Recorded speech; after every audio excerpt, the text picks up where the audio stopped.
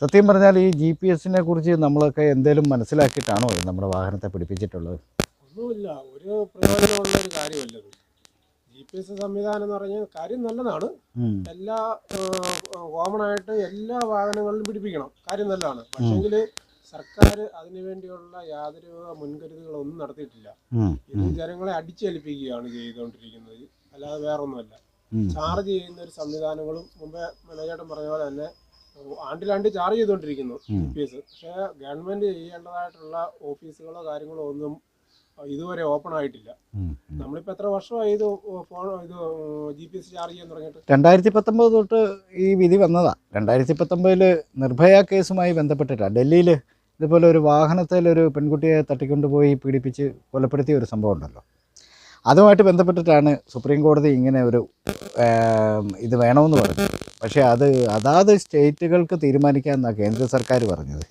പക്ഷേ നമ്മുടെ അവിടെ ഇത് സുരക്ഷയല്ല, അവരുടെ പോക്കറ്റ് സുരക്ഷിതമാക്കുന്നതിന് വേണ്ടിയാണ് അവർ ഈ സംഭവം ചെയ്തതെന്നുള്ളതാണ് എൻ്റെ കാഴ്ചപ്പാട്. കാരണം അത് ആ രീതിയിലാണല്ലോ ഇതിൻ്റെ സിസ്റ്റം ഒന്നും തന്നെ ഇതുവരെ ശരിയായ രീതിയിൽ പ്രവർത്തിക്കുന്നില്ല.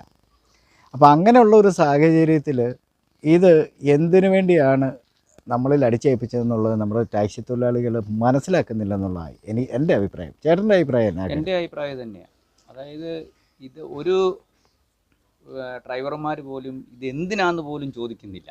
ഈ സാധനം ഇതുകൊണ്ട് പ്രയോജനം എന്താണെന്നുള്ള പോലും ഒരു ഡ്രൈവർമാരും അല്ല.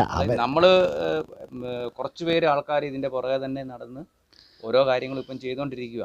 എന്നിട്ട് പോലും ആൾക്കാർ ഒരു നല്ല അഭിപ്രായം പറയുന്നില്ല. അതെന്തുകൊണ്ടാണെന്നറിയാം? ഈ പറയുകയല്ലാത്ത വേറെ ഒന്നുമല്ല.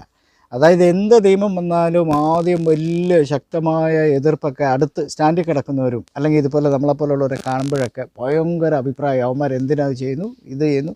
എന്നാൽ ഈ വിഷയം എനിക്കെന്ത് ഗുണമുണ്ട് ഇതുകൊണ്ട് എന്ന് ചിന്തിക്കാതെ ആദ്യം, അല്ലെങ്കിൽ അതുകൊണ്ട് എനിക്ക് എന്ത് ദോഷമുണ്ടെന്നൊന്നും മനസ്സിലാക്കാതെ ആദ്യത്തെ ഒരു നമ്മൾ ആദ്യം കാണുമ്പോഴുള്ള ഒരു ആവേശം എന്ന് പറഞ്ഞ പോലെ പിന്നെ ഒരു ആവേശവുമില്ല. പിന്നെ കടം മേടിച്ചാണേലും ഭാര്യയുടെ കെട്ടുതാലിയൊക്കെ പണയപ്പെടുത്തിയൊക്കെ ആണേലും ഇതങ്ങോട്ട് ഫിറ്റ് ചെയ്യും. അപ്പോൾ ഇത് അംഗീകരിച്ചു എന്നുള്ള ഒരു സംവിധാനത്തിലേക്ക് ഇതിനെ കൊണ്ടെത്തിക്കും. അപ്പം ഇത് സത്യം പറഞ്ഞു കഴിഞ്ഞാൽ ഈ മേഖലയിൽ പണിയെടുക്കുന്നവർ ഒരു ഒരുമയില്ലാത്തതും പല തട്ടിലുമായതുകൊണ്ടാണ് ഇതുപോലുള്ള നിയമങ്ങളൊക്കെ നമ്മുടെ മേലെ അടിച്ചേൽപ്പിക്കുന്നത്. അല്ലേ റജി ഭായി? തീർച്ചയായിട്ടും വളരെ മോശമായ രീതിയിലാണ് മാറി മാറി വരുന്ന ഗവൺമെൻറ്റുകളും ഓരോ മന്ത്രിമാരും അവതായിട്ടുള്ള പോക്കറ്റ് വീർപ്പിക്കുക എന്നുള്ളതല്ലാതെ ജനങ്ങൾക്ക് വേണ്ടി എന്ത് ചെയ്യുന്നു എന്നുള്ളതല്ല അവിടെ ചെയ്യുന്നത്. അത് നമ്മുടെ തൊഴിൽ മേഖല നശിപ്പിക്കുവാൻ വേണ്ടി തന്നെയാണ് ഇവർ ചെയ്തുകൊണ്ടിരിക്കുന്നത്. ടാക്സി പ്രസ്ഥാനമാകട്ടെ, ടൂറിസം വകുപ്പുകളാകട്ടെ, എല്ലാ വകുപ്പുകളിലും ഇവർ ചെയ്തുകൊണ്ടിരിക്കുന്നത് നമ്മുടെ ഈ പ്രസ്ഥാനം നശിപ്പിക്കുക എന്നുള്ളതാണ്.